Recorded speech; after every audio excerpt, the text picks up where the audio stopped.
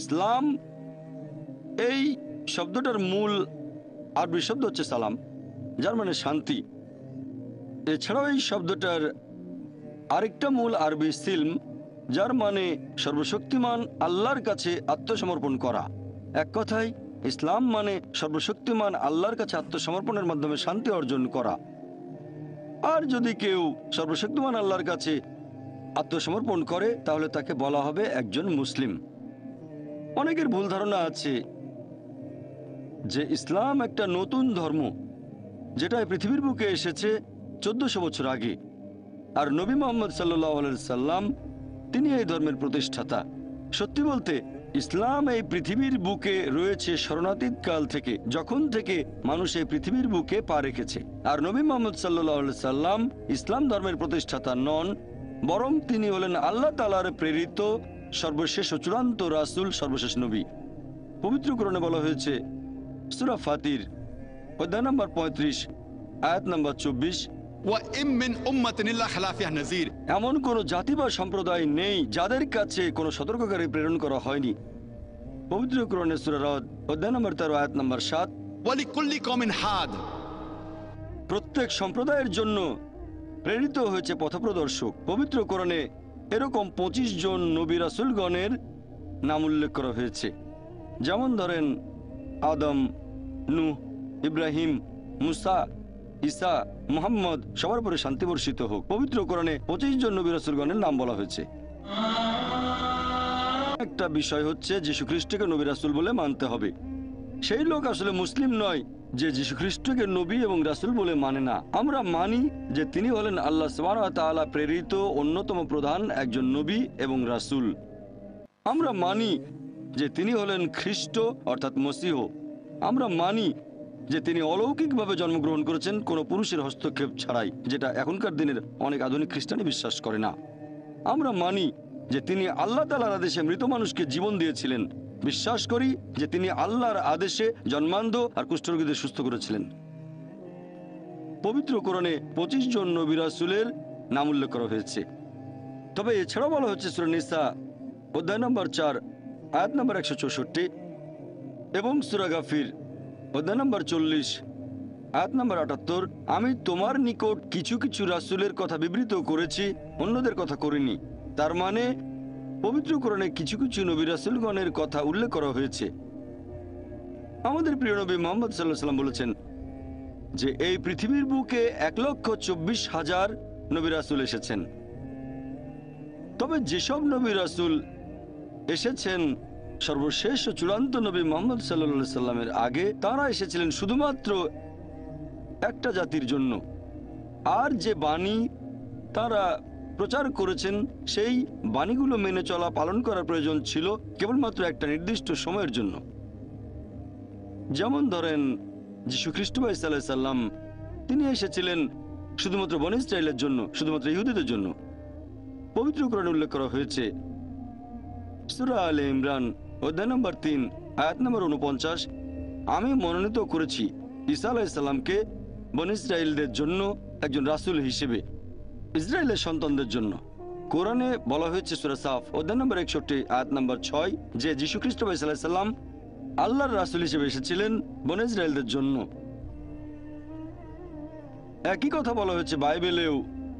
Bible পড়লে দেখবেন new টেস্টামেন্টের gospel of Matthew অধ্যায় নম্বর 10 অনুচ্ছেদ 5 ও 6 যীশু খ্রিস্ট তাঁর শিষ্যদের উদ্দেশ্যে বলছেন, তোমরা জেন্টাইলদের পথ অনুসরণ করো না। এই জেন্টাইল কারা? যারা ইহুদি না।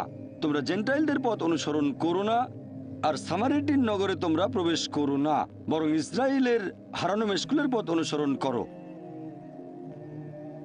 এছাড়াও যীশু খ্রিস্ট নিজের মুখে বলেছেন, এটা আছে গসপেল অফ ম্যাথিউ অধ্যায় নম্বর 15 অনুচ্ছেদ 24, আমাকে প্রেরণ করা হয়েছে শুধুমাত্র ইসরায়েলের হারানো মেশকুলের জন্য।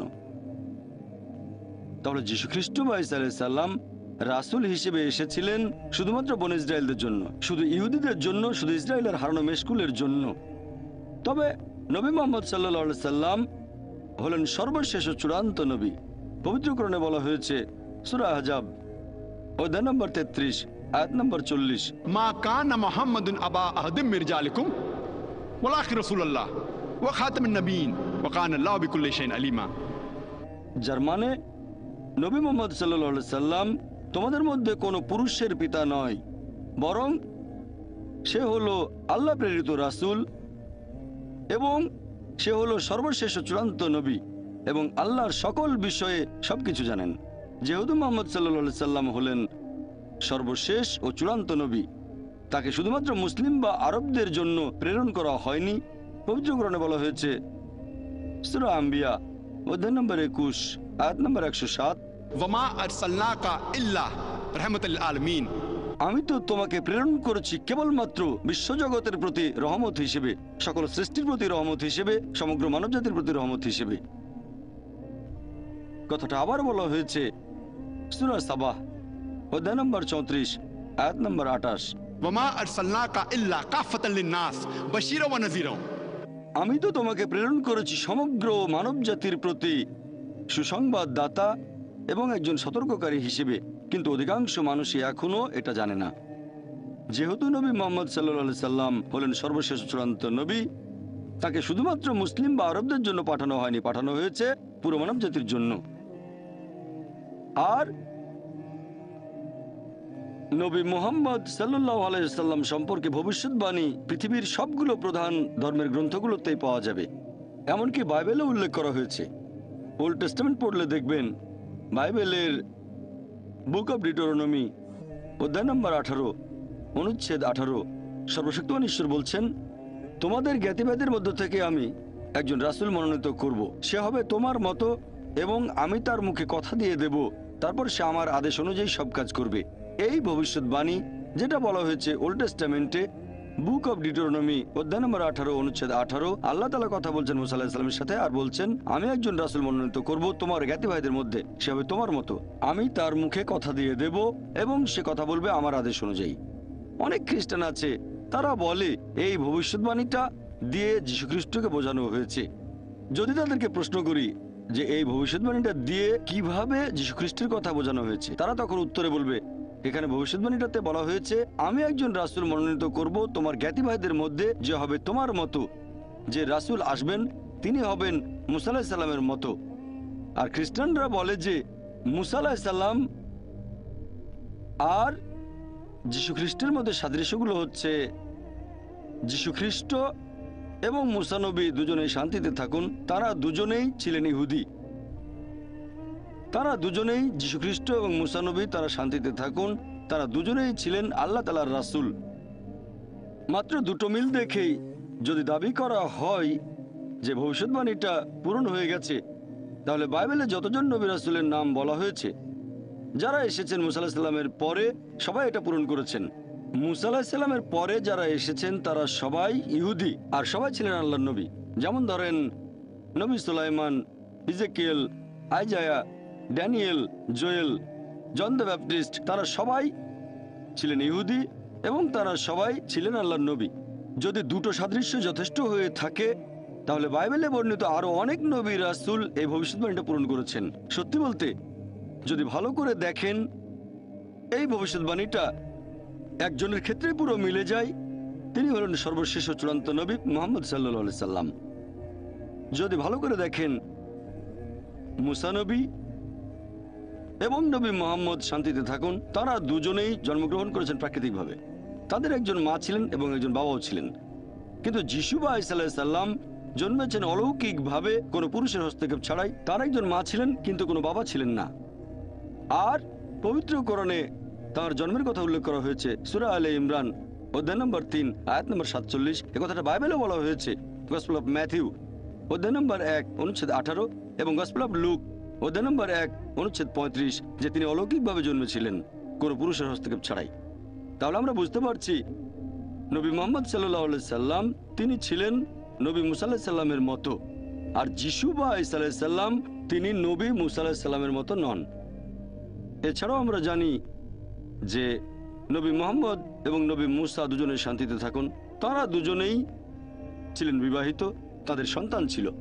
তবে বাইবেলের কথা অনুযায়ী যীশু খ্রিস্ট বা ঈসা আলাইহিস সালাম বিবাহিত ছিলেন না, তার কোনো সন্তানও ছিল না। তাহলে মুহাম্মদ সাল্লাল্লাহু আলাইহি সাল্লাম হলেন মুসা আলাইহিস সালামের মতো, আর যীশু খ্রিস্ট বা ঈসা আলাইহিস সালাম মুসা আলাইহিস সালামের মতো নন। এছাড়াও পবিত্রকরণ পড়লে দেখবেন এবং বাইবেল, তাহলে জানতে পারবেন যে নবী মুসা আলাইসাল্লাম স্বাভাবিকভাবে মারা গেছেন, আর নবী মোহাম্মদের একই অবস্থা, তিনিও স্বাভাবিকভাবে মারা গেছেন। কিন্তু যীশু খ্রিস্ট বা ঈসা আলাইসাল্লাম স্বাভাবিকভাবে মারা যাননি। পবিত্রকরণ অনুযায়ী সূরা নিসা অধ্যায় নম্বর 4 আয়াত 158 তাকে জীবন্ত তুলে নেওয়া হয়েছে। আর বাইবেল অনুযায়ীও তার মৃত্যু স্বাভাবিক না। অনেক খ্রিস্টান বলে তাকে ক্রুশবিদ্ধ করা হয়েছিল। ধরেন তর্কের খাতিরে সেটা মেনে নিলাম, যদিও আমি বাইবেল থেকে প্রমাণ করেছি যে যীশু খ্রিস্টকে ক্রুশবিদ্ধ করে হত্যা করা হয়নি। এখন হয় তাকে জীবন্ত তুলে নেওয়া হয়েছে, নয়তো ক্রুশবিদ্ধ করা হয়েছে, অর্থাৎ তিনি স্বাভাবিকভাবে মারা যাননি। তাহলে ভালো করে দেখলে আমরা বুঝতে পারবো যে মোহাম্মদ সাল্লাল্লাহু সাল্লাম হলেন মুসা আলাইহিস সাল্লামের মতো, আর যীশু খ্রিস্ট বা ঈসা আলাইহিস সাল্লাম মুসা আলাইহিস সাল্লামের মতো নন। তাহলে পবিত্র কোরআন আর বাইবেল পড়লে আমরা জানতে পারবো যে নবী মুসা আর নবী মোহাম্মদ তারা দুজনেই শান্তিতে থাকুন, তাদের দুজনকেই সেই সময় মানুষ সামগ্রিকভাবে গ্রহণ করেছিল। তবে যীশু খ্রিস্ট বা ঈসা আলাইহিস সাল্লামকে মানুষ সামগ্রিকভাবে গ্রহণ করেনি, সবাই গ্রহণ করেনি। বাইবেলে আছে গসপেল অফ জন অধ্যায় নম্বর 1 অনুচ্ছেদ 11, তিনি স্বজাতির কাছে এসেছিলেন আর স্বজাতির লোকেরা তাকে ত্যাগ করেছিল। তাহলে যীশু খ্রিস্টকে তার সময়ের মানুষ সামগ্রিকভাবে গ্রহণ করেনি। এছাড়াও মুসা এবং মোহাম্মদ তারা দুজনেই শান্তিতে থাকুন, তারা পৃথিবীতে ছিলেন রাজা, তার মানে তাদের ক্ষমতা ছিল যে তারা মৃত্যুদণ্ড দিতে পারতেন যদি কেউ তেমন অপরাধ করত, তাদের সে ক্ষমতা ছিল। অন্যদিকে যীশু খ্রিস্ট বা ঈসা আলাইহিস সাল্লাম গসপেল অফ জনে বলা হয়েছে অধ্যায় নম্বর 18 অনুচ্ছেদ 36, তিনি বলেছেন আমার রাজত্ব এই পৃথিবীতে নয়। আর এছাড়াও মুসা এবং মোহাম্মদ দুজনেই শান্তিতে থাকুন, তারা দুজনেই সে সময় নতুন আইন নিয়ে এসেছিলেন। তবে যীশু খ্রিস্ট বা ঈসা আলাইহিস সাল্লাম কোনো নতুন আইন নিয়ে আসেননি, তিনি আগের আইনকে নিশ্চিত করতে এসেছিলেন। আর পবিত্র কোরআনে এই কথাটা পরিষ্কার বলা হয়েছে সূরা সাফ অধ্যায় নম্বর 61 আয়াত নম্বর 6, যীশু খ্রিস্ট বা ঈসা আলাইহিস সাল্লাম মরিয়মের পুত্র সন্তান, তিনি ইসরায়েলের সন্তানদের উদ্দেশ্যে বলছেন, या बनी इसराइल হে ইসরায়েলের সন্তানেরা, আমি একজন রাসূল হিসেবে তোমাদের নিকট এসেছি, সেই আইনকে সমর্থন করছি যেটা আমার আগে এসেছে, এবং সুসংবাদ দিচ্ছি যে একজন রাসূল আসবেন এবং তার নাম হবে আহমদ। এটা হলো নবী মুহাম্মদ সাল্লাল্লাহু আলাইহি ওয়াসাল্লামের আরেকটা নাম। পবিত্র কোরআনে আরো বলা হয়েছে সূরা আরাফ অধ্যায় নম্বর 7 আয়াত নম্বর 157, বলা হয়েছে তারা অনুসরণ করে বার্তাবাহক নিরক্ষর নবীকে, যার কথা উল্লেখ করা হয়েছে তাওরাত ও ইনজিলে। তাহলে পবিত্র কোরআন পড়লে দেখবেন বলা হয়েছে কথা ভবিষ্যৎবাণী করা হয়েছে তাওরাত ও ইনজিলে যে মুহাম্মদ সাল্লাল্লাহু আলাইহি ওয়াসাল্লাম নবী হিসেবে আসবেন। ও মুসা এবং মোহাম্মদ দুজনেই শান্তিতে থাকুন, তারা দুজনেই সে সময় নতুন আইন নিয়ে এসেছিলেন। তবে যীশু খ্রিস্ট বা ঈসা আলাইহিস সাল্লাম কোনো নতুন আইন নিয়ে আসেননি, তিনি আগের আইনকে নিশ্চিত করতে এসেছিলেন।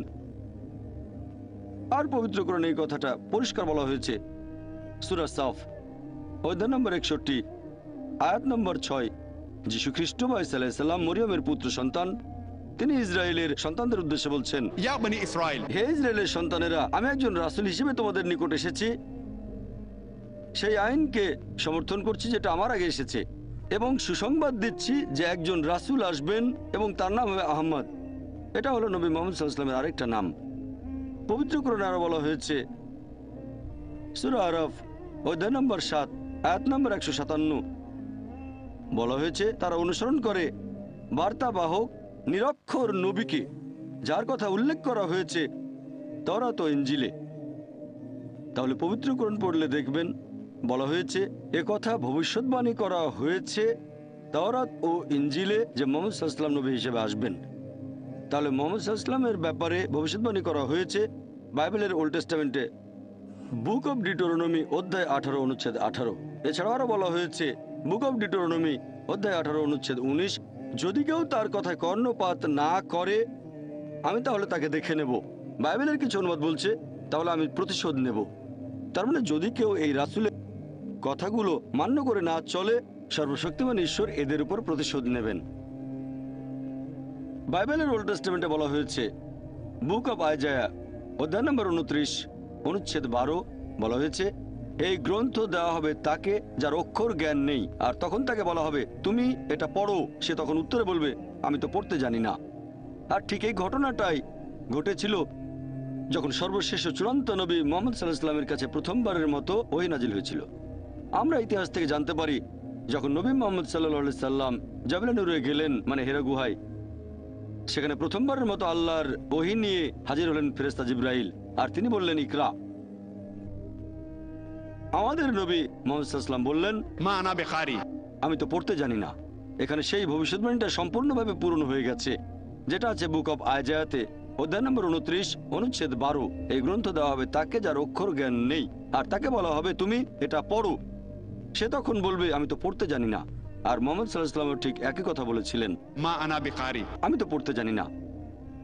এছাড়াও নবী মুহাম্মদের নাম ওল্ড টেস্টামেন্টে উল্লেখ করা হয়েছে। বাইবেলে আছে বুক অব সলোমন অধ্যায় নম্বর 5 অনুচ্ছেদ 16। حكم متكم بكل محمد تدودي وزيراي بين جيروسلم। এটা একটা হিব্রু উদ্ধৃতি। বলা হয়েছে حكم متكم بكل محمد। অনুবাদ করলে এটার মানে হবে যে তার মুখের কথা খুব মিষ্টি, সে হবে সম্পূর্ণ মনোরম, সে আমার প্রিয় পাত্র, সে আমার বন্ধু। শোনো হে জেরুজালেমের কন্যারা। তবে হিব্রু উদ্ধৃতিটা হচ্ছে حكم متكم بكل محمد। সেমিটিক ভাষাগুলোতে সাধারণত শব্দের শেষে ইম যোগ করা হয় সম্মান দেখানোর জন্য। সেজন্য এখানে মোহাম্মদ হয়ে গেছে মোহাম্মদিম, ইম এভাবে হচ্ছে মোহাম্মদিম। তাহলে মোহাম্মদের নাম উল্লেখ আছে একেবারে অরিজিনাল পাণ্ডুলিপিতে, তবে অনুবাদ করতে গিয়ে তারা বলছে যে সম্পূর্ণভাবে মনোরম। তাহলে আপনারা যদি বাইবেলের অনুবাদ পড়েন বুঝতে পারবেন না যে নবী মুহাম্মদ সাল্লাল্লাহু আলাইহি ওয়াসাল্লামের নাম বাইবেলে উল্লেখ করা হয়েছে। সময় কম, তাই সবগুলো ভবিষ্যৎবাণী নিয়ে এখানে কথা বলতে পারবো না আমি। তবে মুহাম্মদ সাল্লাল্লাহু আলাইহি ওয়াসাল্লামের নাম নিউ টেস্টামেন্টে উল্লেখ করা হয়েছে। বাইবেলে রয়েছে গসপেল অফ জন অধ্যায় নম্বর 14 অনুচ্ছেদ 16। যিশু খ্রিস্ট ভাই সাল্লাল্লাহু আলাইহি ওয়াসাল্লাম বলেছেন, আমি প্রার্থনা করব আমার পিতার কাছে, সর্বশক্ত ঈশ্বরের কাছে, যেন তিনি পাঠান একজন সত্যের আত্মা। এছাড়াও বাইবেলে উল্লেখ আছে গসপেল অফ জন অধ্যায় নম্বর 15 অনুচ্ছেদ 26। যখন আমার পিতার কাছে প্রার্থনা করি আর যখন তিনি সত্যের আত্মাকে পাঠাবেন, সে তোমাদের সাথে থাকবে চিরদিন। বাইবেল আরো বলছে গসপেল অফ জন অধ্যায় নম্বর 16 অনুচ্ছেদ 7। তারপর আমি তোমাদের সত্যি কথাটা বলছি, তোমাদের জন্য ভালো হবে যদি আমি চলে যাই, কারণ যদি চলে না যাই তাহলে সত্যের আত্মা আসবে না, আর আমি চলে গেলেই তাকে পাঠিয়ে দেব। যিশু খ্রিস্ট ভাই সাল্লাল্লাহু আলাইহি ওয়াসাল্লাম বলছেন যে তারপরও তোমাদের জন্য ভালো হবে যদি আমি চলে যাই, কারণ যদি চলে না যাই তাহলে সত্যের আত্মা আসবে না, আর আমি চলে গেলে তখন তাকে পাঠিয়ে দেব। এই সত্যের আত্মা যদি ভালো করে দেখেন অরিজিনাল পাণ্ডুলিপি, যেখানে ভাষাটা অ্যারামাইক, সেখানে শব্দটা প্যারাক্লিট, যার মানে প্রশংসনীয়। এটাই হলো মুহাম্মদ সাল্লাল্লাহু আলাইহি ওয়াসাল্লামের নামের মানে। তবে তারা শব্দটাকে বানিয়েছে প্যারাক্লিটস, যে শব্দটার অন্যতম একটা মানে হচ্ছে সত্যের আত্মা। এখন হোক সেটা প্যারাক্লিট বা প্যারাক্লিটস, আলহামদুলিল্লাহ দুটো শব্দের মানে সর্বশেষ ও চূড়ান্ত নবী মুহাম্মদ সাল্লাল্লাহু আলাইহি ওয়াসাল্লামের নামের সাথে মিলে যায়। কিন্তু অনেক খ্রিস্টান বলে এই ভবিষ্যৎবাণী যে একজন সত্যের আত্মা আসবেন, এটা বলছে পবিত্র আত্মার কথা। যদি ভালো করে দেখেন এই ভবিষ্যৎবাণীটাই বলা হয়েছে গসপেল অফ জনে অধ্যায় নম্বর 16 অনুচ্ছেদ 7। তারপর আমি তোমাদের সত্যি কথা বলছি, তোমাদের জন্য ভালো হবে যদি আমি চলে যাই, কারণ যদি চলে না যায় তাহলে সত্যের আত্মা আসবে না। সত্যের আত্মা আসার শর্ত হচ্ছে তার আগে যীশুখ্রিস্ট সেখান থেকে চলে যাবেন। যদি তিনি চলে না যান তাহলে সত্যের আত্মা আসবে না। যীশুখ্রিস্ট চলে যাওয়ার পরেই তাকে পাঠিয়ে দেবেন। তাহলে সত্যের আত্মা আসার প্রধান শর্ত হলো তার আগে যীশুখ্রিস্ট ভাই সাল্লাল্লাহু আলাইহি ওয়াসাল্লাম এখান থেকে চলে যাবেন। বাইবেল পড়লে আমরা জানতে পারি যীশুখ্রিস্ট পৃথিবীতে আসার আগেও পবিত্র আত্মা সেখানে ছিল। সে এক সময় ছিল এলিজাবেথের গর্ভে। যীশুখ্রিস্টের জন্মের সময় পবিত্র আত্মা সেখানে ছিল। পেন্টাকস্টের উৎসবে পবিত্র আত্মা ছিল। তাহলে এই ভবিষ্যৎবাণী দিয়ে কখনোই পবিত্র আত্মাকে বোঝানো হয়নি। এখানে বোঝানো হয়েছে কেবলমাত্র সর্বশেষ ও চূড়ান্ত নবী মুহাম্মদ সাল্লাল্লাহু আলাইহি সাল্লামকে। বাইবেল এছাড়াও বলছে গসপেল অফ জন অধ্যায় নম্বর 16 অনুচ্ছেদ 12 থেকে 14। যীশুখ্রিস্ট তার শিষ্যদের বলছেন, আমি তোমাদের অনেক কিছু সম্পর্কে বলতে চাই, তবে সেগুলো এখন সহ্য করতে পারবে না, কারণ যখন সত্যের আত্মা তোমাদের সামনে আসবে সে তোমাদের সত্যের পথে নিয়ে যাবে। সে তোমাদেরকে ভবিষ্যতের কথা বলবে, সে আমাকে মহিমান্বিত করবে।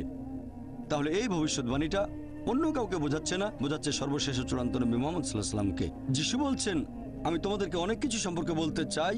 যীশু খ্রিস্ট তার শিষ্যদের বলছেন, আমি তোমাদেরকে অনেক কিছু বলতে চাই, তবে সেগুলো এখন সহ্য করতে পারবে না, কারণ যখন সত্যের আত্মা তোমাদের সামনে আসবে সে তোমাদের সত্যের পথে নিয়ে যাবে।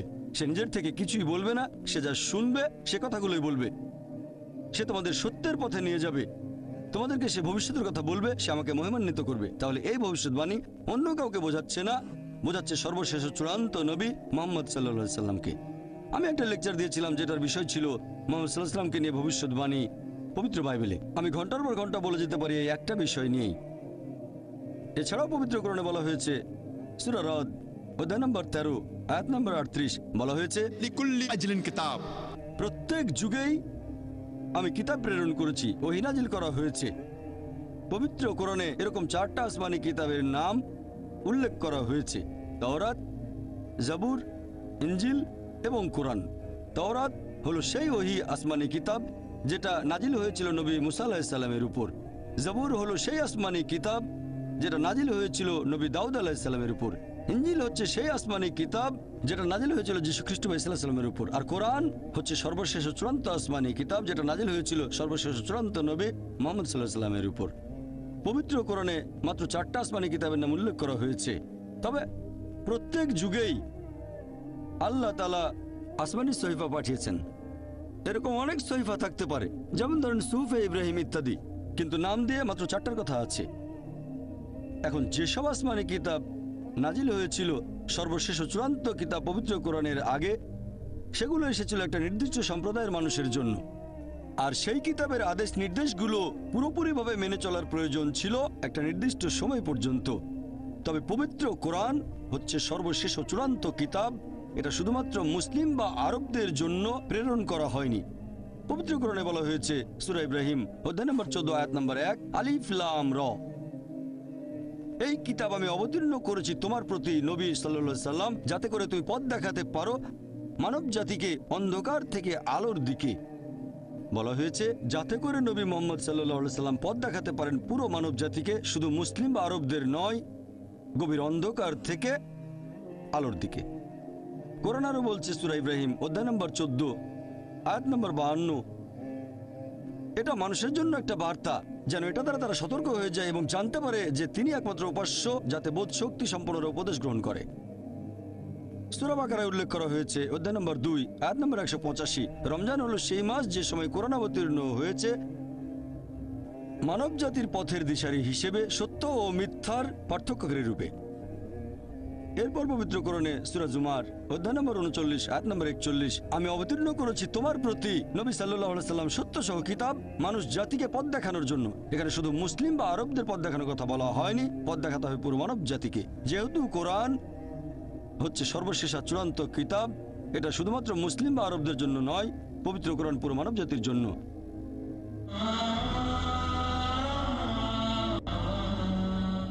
আমাদের প্রিয় নবী মুহাম্মদ সাল্লাল্লাহু আলাইহি ওয়াসাল্লাম বলেছেন, এটা আছে সহিহ বুখারীতে খণ্ড নম্বর 1 অধ্যায় ঈমান হাদিস নম্বর 8। প্রিয় নবী বলেছেন যে ইসলাম ধর্মের মূল ভিত্তি হলো 5টা স্তম্ভ। প্রথমটা লা ইলাহা ইল্লাল্লাহ মুহাম্মাদুর রাসূলুল্লাহ, দ্বিতীয়টা হচ্ছে নামাজ আদায় করা, তৃতীয় হচ্ছে যাকাত, চতুর্থটা হচ্ছে রোজা, আর পঞ্চমটা হচ্ছে হজ। প্রথম স্তম্ভটা হচ্ছে লা ইলাহা ইল্লাল্লাহ মুহাম্মাদুর রাসূলুল্লাহ, আল্লাহ ব্যতীত কোনো উপাস্য নেই এবং নবী মুহাম্মদ সাল্লাল্লাহু আলাইহি সাল্লাম আল্লাহর নবী ও রাসূল। পবিত্র কোরআনে বলা হয়েছে সূরা বাকারা অধ্যায় নম্বর 2 আয়াত নম্বর 177, এটার মধ্যে কোনো পুণ্য নেই যদি তোমাদের মুখ পূর্ব বা পশ্চিমে ফিরে থাকে, তবে পুণ্য হবে তখন যদি বিশ্বাস করো আল্লাহকে, যদি সর্বশক্তিমান আল্লাহকে বিশ্বাস করো, বিশ্বাস করবে শেষ বিচারের দিনকে, বিশ্বাস করবে ফেরেশতাগণকে, আসমানি কিতাবকে আর নবী রাসূলগণকে।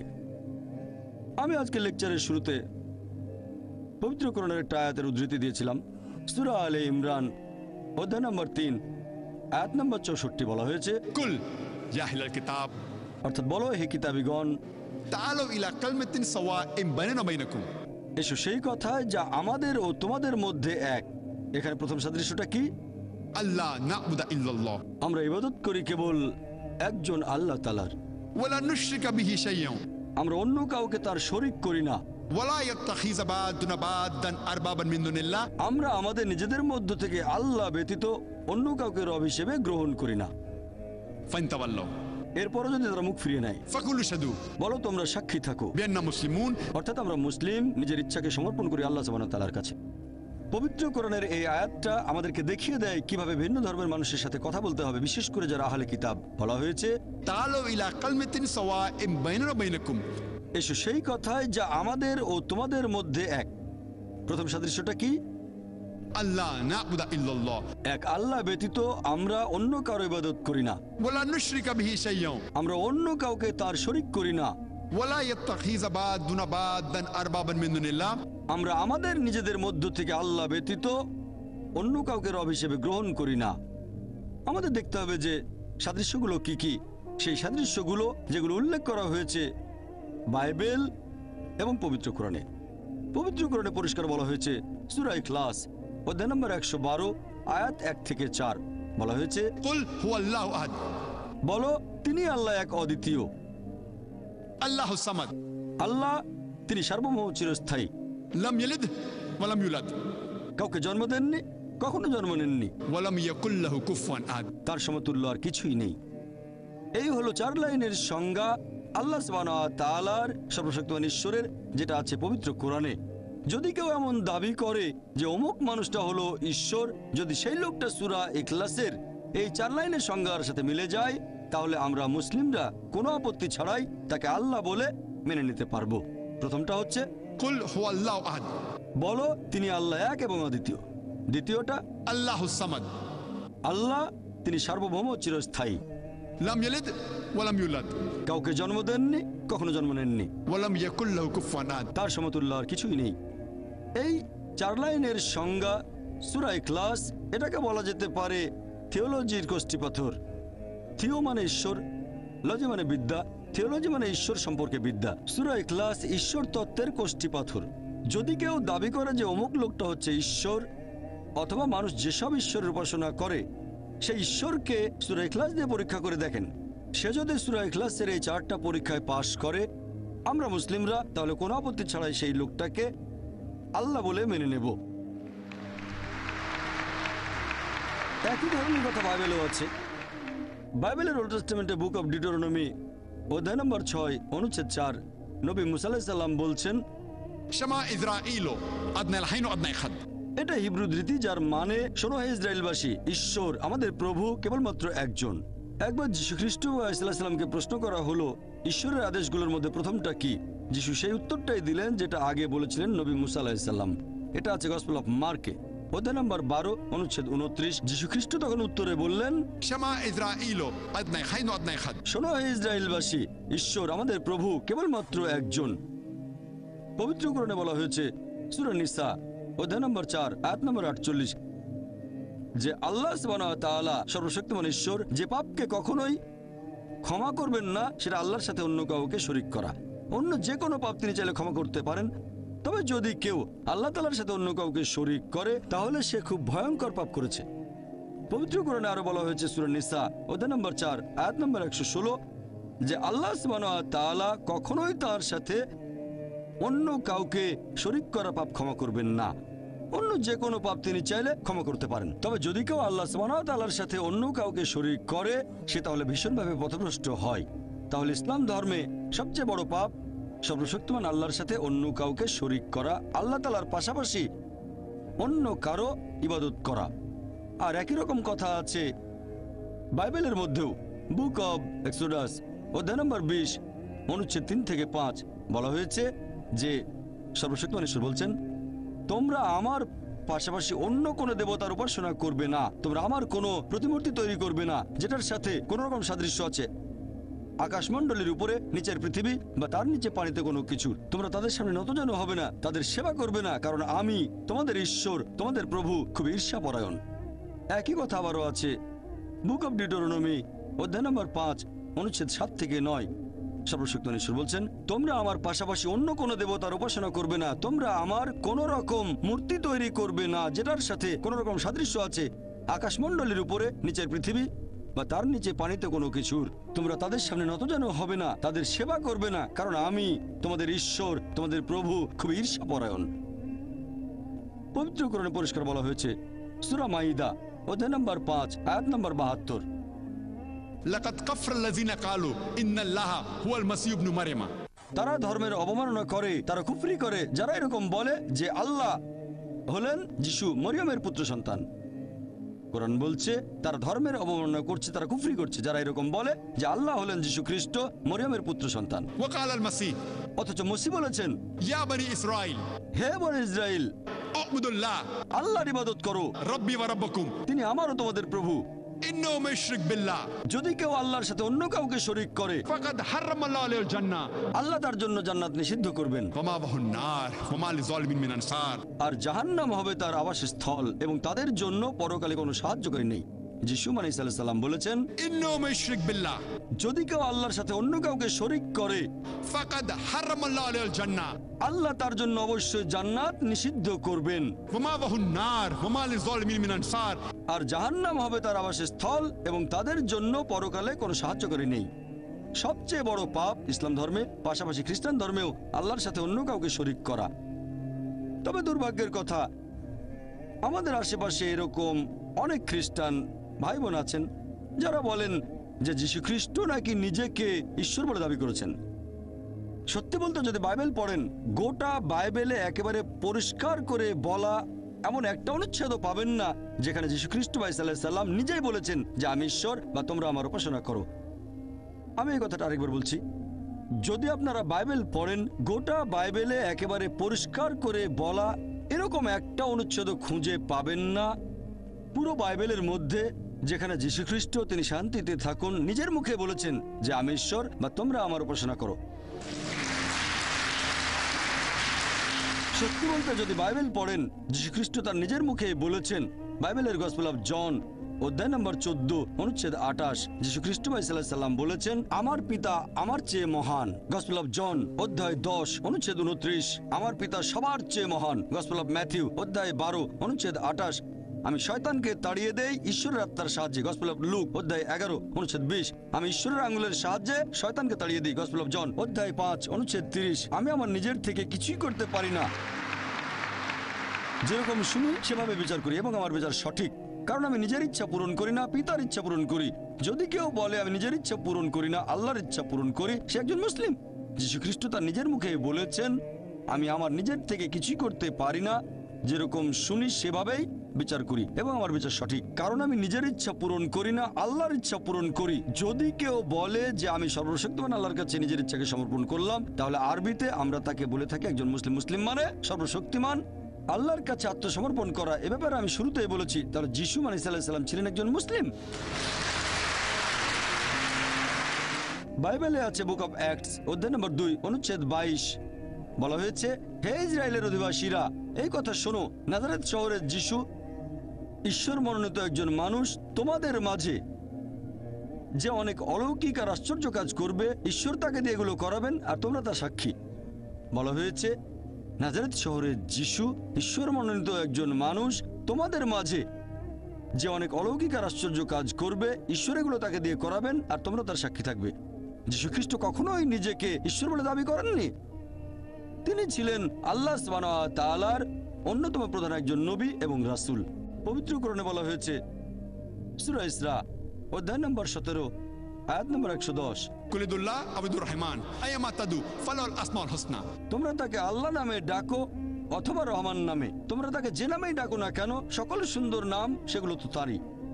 আপনারা আল্লাহ তাআলাকে ডাকতে পারেন যে কোনো নামে, তবে সেটা হবে একটা সুন্দর নাম, যে নামটা দিয়েছেন আল্লাহ অথবা তার রাসূল। মনের মধ্যে কোনো ছবি ভেসে উঠবে না। সব মিলিয়ে আল্লাহ সুবহানাহু ওয়া তাআলার 99টা সুন্দর নাম রয়েছে। আর এই কথাটা যে সকল সুন্দর নাম আল্লাহ তাআলার, এটা আছে সূরা ইসরা অধ্যায় 17 আয়াত নম্বর 110। এছাড়াও রয়েছে সূরা তাহা অধ্যায় নম্বর 20 আয়াত নম্বর 8 এবং সূরা আরফ অধ্যায় নম্বর 7 আয়াত নম্বর 180। এছাড়াও রয়েছে সূরা হাশর অধ্যায় নম্বর 59 আয়াত নম্বর 24, যে সকল সুন্দর নাম সমূহ আল্লাহ সুবহানাহু ওয়া তাআলার। আর পবিত্র কোরআন পড়লে দেখবেন সেখানে সব মিলিয়ে আল্লাহ সুবহানাহু ওয়া তাআলার 99টা সুন্দর নাম রয়েছে। যেমন ধরেন আর রহমান, আর রহিম, আল হাকিম, পরম দয়ালু, পরম করুণাময়, পরম জ্ঞানী, সব মিলিয়ে 99টা নাম। আর সবার উপরে সেটা হচ্ছে আল্লাহ। আমরা মুসলিমরা কেন আল্লাহ তাআলাকে ডাকার সময় আরবি শব্দ আল্লাহ বলে ডাকি, ইংরেজি শব্দ গড ব্যবহার করি না? আমরা এভাবে বলি তার কারণ ইংরেজি শব্দ গড এটাকে অনেকভাবে বিকৃত করা যায়। যেমন ধরেন, যদি গডের পরে এস অক্ষরটা বসান সেটা হবে গডস, তার মানে গডের বহুবচন। আল্লাহ শব্দের কোনো বহুবচন নেই। कुल हुवा अल्लाहु अहद। বলো তিনি আল্লাহ এক অদ্বিতীয়। যদি গডের পরে ইএসএস বসান তাহলে হবে গডেস, তার মানে মহিলা গড। পুরুষ আল্লাহ বা মহিলা আল্লাহ বলে কিছু নেই ইসলামে। আল্লাহ সুবহানাহু ওয়া তাআলার কোনো লিঙ্গ নেই। যদি গডের পরে ফাদার যোগ করেন সেটা হবে গড ফাদার, সে আমার গড ফাদার, সে আমার অভিভাবক। আল্লাহ ফাদার বা আল্লাহ আব্বা বলে কিছু নেই ইসলামে। যদি গডের পরে মাদার যোগ করেন সেটা হবে গড মাদার। আল্লাহ মাদার বা আল্লাহ আম্মা বলে ইসলামে কিছু নেই। আল্লাহ সম্পূর্ণ আলাদা শব্দ। যদি গডের পরে টিন শব্দটা বসান সেটা হয়ে যাবে টিন গড। টিন আল্লাহ বলে ইসলামে কিছু নেই। সেই কারণে আমরা মুসলিমরা আল্লাহকে ডাকতে গিয়ে আরবি শব্দ আল্লাহ ব্যবহার করি, ইংরেজি গড শব্দ ব্যবহার করি না। আর এই আল্লাহ শব্দটা ইসলাম ও কম্পারেটিভ রিলিজিয়নের একজন ছাত্র হিসেবে বলছি, এই আল্লাহ শব্দটা পৃথিবীর বিভিন্ন প্রধান ধর্মের গ্রন্থগুলোতে উল্লেখ করা হয়েছে। এই শব্দটা বাইবেলেও বলা হয়েছে। যদি আপনারা বাইবেল পড়েন, এটা হচ্ছে গসপেল অফ মার্কে অধ্যায় নম্বর 15 অনুচ্ছেদ 34। এছাড়া হচ্ছে গসপেল অফ ম্যাথিউ 27 নম্বর অধ্যায় অনুচ্ছেদ 46। যীশু খ্রিস্ট সাল্লামকে যখন ক্রুশবিদ্ধ করা হলো তিনি বলেছিলেন अल्लाह अल्लाह लमा सबक्तनी। যার মানে আমার ঈশ্বর কেন আমাকে তুমি ত্যাগ করলে। প্রত্যেকটা বাইবেলে अल्लाह अल्लाह लमा सबक्तनी। এই কথাটা সব জায়গায় মূল ভাষাতেই আছে। কেন সেটা আল্লাহ ভালো জানেন। প্রত্যেক বাইবেলে অরিজিনাল হিব্রু কথাটা উল্লেখ করা হয়েছে, তারপর সেটার অনুবাদ বলছে আমার ঈশ্বর কেন তুমি আমাকে ত্যাগ করলে। তবে মূল কথাটা अल्लाह अल्लाह लमा सबक्तनी। উল্লেখ করা হয়েছে। এর কারণটা আল্লাহ সুবহানাহু ওয়া তাআলা ভালো বলতে পারবেন। সবগুলো বাইবেলেই পাবেন। আপনি বাইবেলের যে ভার্সনটাই দেখেন, king James version, RSB version, new American standard version, new world translation, যে কোনো ভার্সন এরকম প্রায় 100 খানেক আছে। যে কোনো ভাষার বাইবেলে এই কথাটা अल्लाह अल्लाह लमा सबक्तनी উল্লেখ করা হয়েছে। আর অনুবাদ যদি সেটা বাংলা বাইবেল হয়, আমার ঈশ্বর কেন তুমি আমাকে ত্যাগ করলে। এখন যদি আপনারা ভালো করে দেখেন, মানুষজন বলে যে এই কথাটা अल्लाह अल्लाह लमा सबक्तनी। এরকম শোনায় না যে আমার ঈশ্বর কেন আমাকে তুমি ত্যাগ করলে। এই কথাটা কি এরকম শোনায় যেহোভা কেন তুমি আমাকে ত্যাগ করলে। এখানে উত্তর হবে না। এখন এই কথাটা যদি আরবিতে অনুবাদ করেন अल्लाह अल्लाह लमा सबक्तनी। এটা হয়ে যাবে अल्लाह अल्लाह लमा तरक्तनी। হিব্রু আর আরবি এগুলো সেমেটিক ভাষা, अल्लाह अल्लाह लमा सबक्तनी, अल्लाह अल्लाह लमा तरक्तनी। একই রকম শোনায়। তাহলে যীশুখ্রিস্ট নিজেও এই আল্লাহ শব্দটা ব্যবহার করেছিলেন, সর্বশক্তিমান আল্লাহ। আর এই আল্লাহ শব্দটা কম্পারেটিভ রিলিজিয়নের ছাত্র হিসেবে বলছি, এই শব্দটা পৃথিবীর প্রধান ধর্মগ্রন্থগুলোতে আছে। যে কারণে আমরা মুসলিমরা আল্লাহ তাআলাকে ডাকার সময় আরবিতে আল্লাহ বলি, ইংরেজি শব্দ গড বলি না। ইসলাম ধর্মের দ্বিতীয় স্তম্ভ সালাত বা নামাজ। মানুষ সাধারণত সালাত শব্দটার ইংরেজি অনুবাদ করতে গিয়ে বলে প্রেয়ার। প্রেয়ার মানে হচ্ছে অনুরোধ করা, সাহায্য প্রার্থনা করা। আমার মতে প্রেয়ার শব্দটা আরবি সালাত শব্দটার সঠিক অনুবাদ নয়। কারণ প্রেয়ার মানে অনুরোধ করা, সাহায্য প্রার্থনা করা। আমরা নামাজ পড়ার সময় বিভিন্ন রকম সাহায্য প্রার্থনা করি আল্লাহ তাআলার কাছে। এছাড়া আমরা তার প্রশংসা করছি। এছাড়াও তার পাশাপাশি আমরা আল্লাহ সুবহানাহু ওয়া তাআলা সর্বশক্তিমান ঈশ্বরের কাছ থেকে উপকৃত হচ্ছি, পথ নির্দেশনা পাচ্ছি। আর এই কারণেই আমি মনে করি যে নামাজ হচ্ছে আমাদের জীবনে ন্যায়নিষ্ঠতার প্রোগ্রামিং। যেমন ধরেন সূরা ফাতিহা পড়ার পরে ইমাম সাহেব হয়তো পড়লেন সূরা মাইদা অধ্যায় নম্বর 5 আয়াত নম্বর 90। বলা হয়েছে या अय्युहल्लज़ीना आमनू হে মুমিনগণ, इन्नमल खम्रु वल मैसुरु নিশ্চয়ই মদপান এবং জুয়া খেলা, वल अनज़ाब वल अज़लामु মূর্তি পূজার বেদী ও ভাগ্য নির্ণায়ক স্বর, रिज्सुम मिन अमली शैतान এগুলো সব শয়তানের কাজ। फाज्तनिबू लअल्लकुम तुफ्लिहून। এগুলো বর্জন করে যাতে সফল কাম হতে পারো। এখানে আমাদের প্রোগ্রামিং করা হচ্ছে, দিক নির্দেশনা দিচ্ছেন আল্লাহ সুবহানাহু ওয়া তাআলা যে মদ পান করা নিষিদ্ধ, জুয়া খেলা নিষিদ্ধ, ভবিষ্যৎ গণনা নিষিদ্ধ, মূর্তি পূজা করা নিষিদ্ধ। আমাদের প্রোগ্রামিং করা হচ্ছে ন্যায়নিষ্ঠতার পথে। আল্লাহ পবিত্র কোরআনে বলেছেন সূরা আনকাবুত অধ্যায় নম্বর 29 আয়াত নম্বর 45, उतलू मा उया इलैका मिनल किताबी वाकिमुस सलाता इन्ना सलाता तन्हा अनिल फाहशाइ वल मुनकर।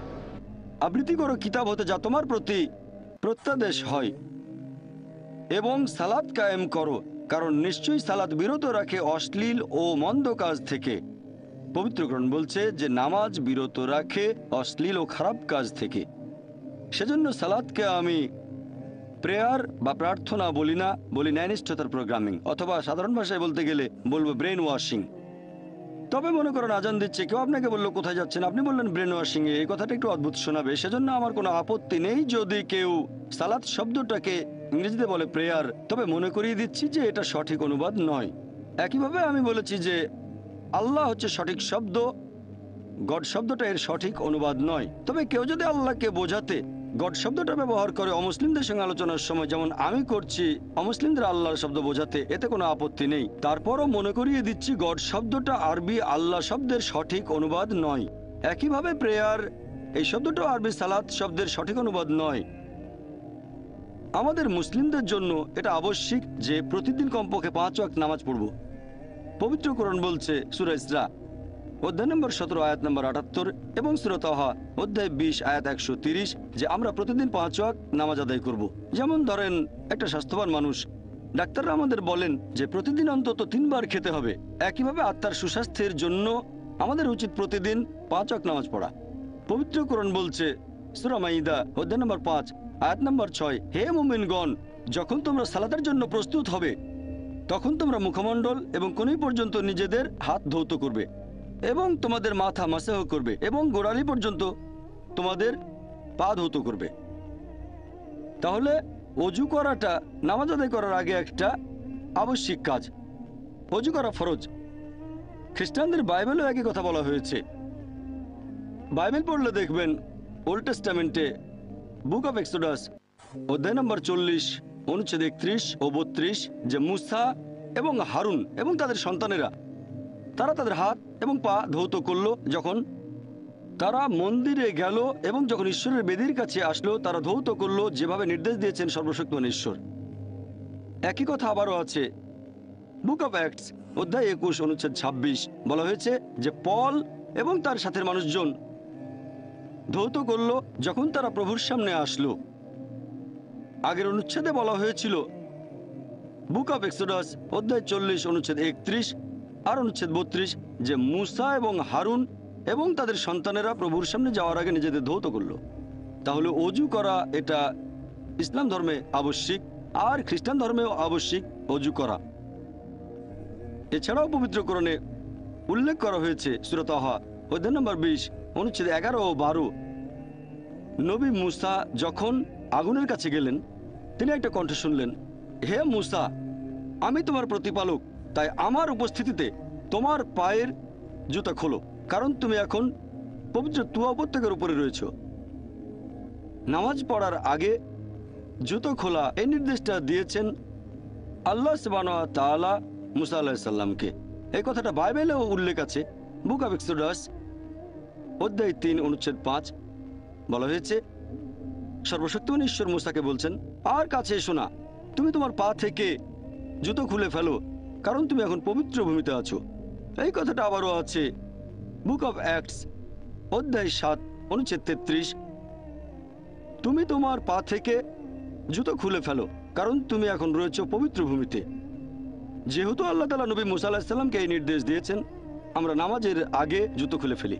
তবে নবী মুহাম্মদ সাল্লাল্লাহু আলাইহি ওয়াসাল্লামের একটা হাদিসে বলা হয়েছে, আবু দাউদ খণ্ড নম্বর 1 সালাত অধ্যায় নম্বর 240 হাদিস নম্বর 653, শোয়েব রাদিয়াল্লাহু আনহু তার বাবার উদ্ধৃতি দিয়ে বলেছেন যে তার দাদা বলেছিলেন তিনি নবী মুহাম্মদ সাল্লাল্লাহু আলাইহি সাল্লামকে দেখেছেন জুতা পায়ে নামাজ পড়তে, এমনকি জুতো ছাড়াও নামাজ পড়তে। তাই মুসলিমরা নামাজ পড়তে পারি জুতো পায়ে দিয়ে, আবার জুতো ছাড়াও নামাজ পড়তে পারি। তবে জুতো পায়ে নামাজের সময় খেয়াল রাখতে হবে যেন জুতোর তলা পরিষ্কার থাকে।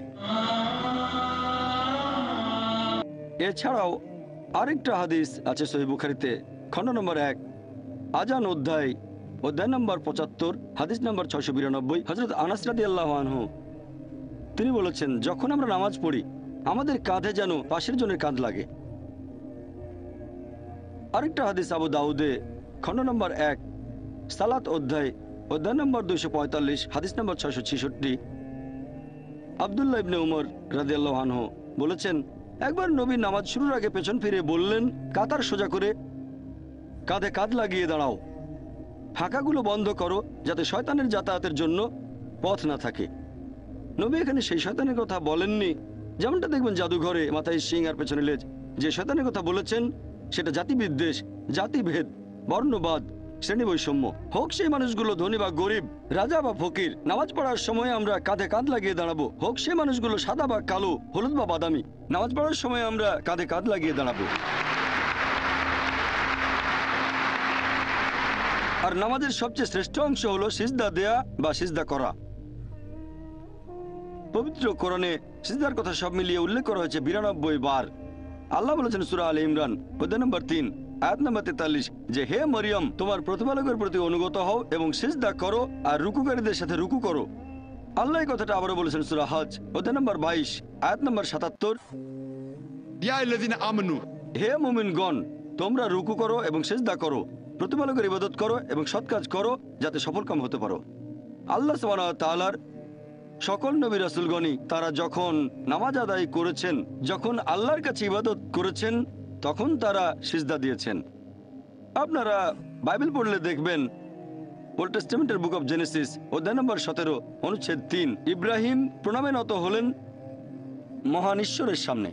এরপর আছে বুক অফ নাম্বারস অধ্যায় নম্বর 20 অনুচ্ছেদ 6, যে মুসা এবং হারুন মাটিতে উপর হয়ে পড়লে প্রভুর মহিমা প্রকাশিত হলো। এরপর আছে বুক অফ জোশুয়া অধ্যায় নম্বর 5 অনুচ্ছেদ 14, যে জোশুয়া মাথা নিচু করে প্রভুর কাছে প্রার্থনা করলো। এছাড়াও বাইবেলের গসপেল অফ ম্যাথিউ অধ্যায় নম্বর 26 অনুচ্ছেদ 39, যে গেতসেমানির বাগানের ভেতরে যীশু খ্রিস্ট সাল্লাল্লাহু আলাইহি সাল্লাম মাটিতে উপর হয়ে প্রভুর কাছে প্রার্থনা করলেন। তাহলে আল্লাহর সকল নবী রাসূলগণই মাটিতে মাথা ঠেকিয়ে আল্লাহর কাছে প্রার্থনা করেছেন। একজন জিমন্যাস্টও এত ভালো পারবে না যেটা আমরা মুসলিমরা করি, মাটিতে মাথা ঠেকিয়ে আল্লাহর কাছে দোয়া করি। তার মানে আমরা শরীরের সবচেয়ে উপরের অংশটা অর্থাৎ কপাল ঠেকাচ্ছি একেবারে নিচের মাটিতে, আর আমরা বলছি সুবহান রাব্বিয়াল আলা, সকল মহিমা আল্লাহর যিনি সবার উপরে। এখনকার দিনে মনোবিজ্ঞানীরা বলেন আমাদের মন সরাসরিভাবে আমাদের নিয়ন্ত্রণে থাকে না, তবে শরীর সরাসরিভাবে নিয়ন্ত্রণে থাকে। আমি যদি হাত উপরে তুলতে চাই তাহলে পারবো, আমি এক পা সামনে যেতে চাইলে পারি, তবে মন সরাসরি আমাদের নিয়ন্ত্রণে থাকে না। সেজন্য মনকে বিনীত করতে চাইলে শরীরকে বিনীত করতে হবে। এটা করার সেরা উপায়, শরীরের সর্বোচ্চ অংশটা ঠেকাবেন নিচের মাটিতে, তারপর বলবেন সকল মহিমা আল্লাহর যিনি সবার উপরে, সকল মহিমা আল্লাহর যিনি সবার উপরে 3 বার।